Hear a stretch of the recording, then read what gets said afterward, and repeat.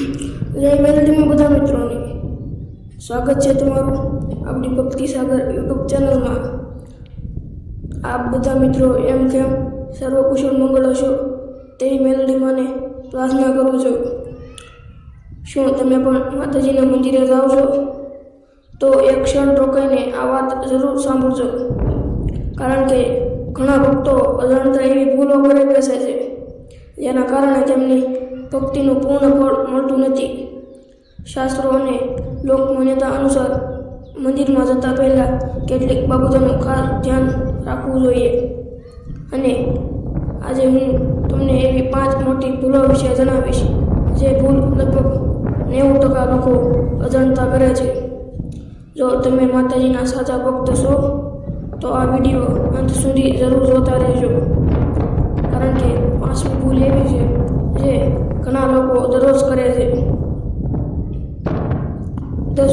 મંદિરમાં જતા પહેલાં આ 5 ભૂલ ક્યારેય ન કરશો, નહીંતર માતાજી નારાજ થઈ શકે છે. મિત્રો, મંદિર માત્ર ઈંટ અને પથ્થરનું મકાન નથી. મંદિર એ દિવ્ય શક્તિનું સ્થાન છે, જ્યાં ભક્ત અને ભગવાનનો સીધો સંબંધ બન્યા છે. જ્યારે આપણે મંદિરમાં પ્રવેશ કરીએ છીએ ત્યારે માત્ર શરીર નહીં, પરંતુ મન અને આત્મા પણ પવિત્ર હોવા જોઈએ. ભૂલ નંબર 1: ક્રોધ અને નકારાત્મક વિચારો સાથે મંદિર જવું. ઘણા લોકો ઘરમાં ઝઘડો કરીને, ગુસ્સો કરીને અથવા કોઈની નિંદા કરીને સીધા મંદિરે પહોંચી જાય છે, પરંતુ ભક્તિનો સાચો અર્થ મનની શાંતિ છે. જો મનમાં ક્રોધ, ઈર્ષ્યા અથવા દ્વેષ ભરેલો હોય તો પ્રાર્થનામાં એકાગ્રતા આવતી નથી. માતાજીના દરબારમાં જતા પહેલાં મનને શાંત કરો, સૌને માફ કરો અને સકારાત્મક ભાવના સાથે જાઓ. માતાજી ભાવના જુએ છે, દેખાડો નહીં. ભૂલ નંબર 2: સ્વચ્છતા વિના મંદિરે જવું. શરીરની અને મનની સ્વચ્છતા બંને જરૂરી છે. અસ્વચ્છ કપડાં પહેરીને અથવા ગંદકી સાથે મંદિરે જવું યોગ્ય માનવામાં આવતું નથી. સ્નાન કરીને, સ્વચ્છ વસ્ત્રો પહેરીને અને શુદ્ધ મનથી મંદિરે જવું જોઈએ.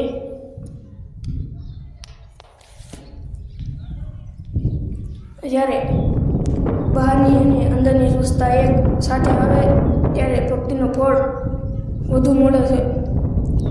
સ્વચ્છતા એ જ પવિત્રતાનો પ્રથમ પગથિયું છે. ભૂલ નંબર 3: મોબાઈલ અને દુનિયાવી વાતોમાં વ્યસ્ત રહેવું. આજકાલ ઘણા લોકો મંદિરમાં પણ મોબાઈલમાં વ્યસ્ત રહે છે. કોઈ ફોટા પાડવામાં વ્યસ્ત હોય તો કોઈ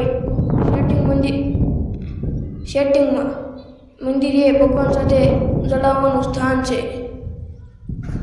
સોશિયલ મીડિયામાં વ્યસ્ત રહેવાનું નહીં. જ્યારે તમે માતાજીના શરણોમાં ઊભા હો ત્યારે તમારું સંપૂર્ણ ધ્યાન તેમની ઉપર હોવું જોઈએ. થોડા મિનિટ માટે દુનિયાને ભૂલી જાઓ અને માત્ર માતાજીને યાદ કરો. ભૂલ નંબર 4: દર્શન માટે ઉતાવળ કરવી. ઘણા લોકો મંદિરમાં જઈને ફક્ત ઝડપથી દર્શન કરીને બહાર નીકળી જાય છે, પણ સાચી ભક્તિ ઉતાવળમાં થતી નથી. થોડો સમય બેસો, માતાજીનું નામ સ્મરણ કરો, પ્રાર્થના કરો અને તેમના આશીર્વાદ માટે આભાર માનો. જે ભક્ત ધીરજ રાખે છે તેના પર માતાજીની કૃપા વધુ વરસે છે. મંદિરમાં વિતાવેલ દરેક આત્માને શક્તિ આપે છે.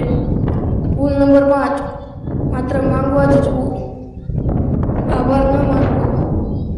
આ સૌથી મોટી ભૂલ છે. ઘણા લોકો મંદિરે જાય છે ત્યારે ફક્ત પોતાની ઈચ્છાઓ અને સમસ્યાઓ જ કહે છે, પરંતુ શું તમે ક્યારેય માત્ર શું તમે ક્યારે કહ્યું છે કે હે માતાજી, તમે અત્યારે સુધી જે આપ્યું છે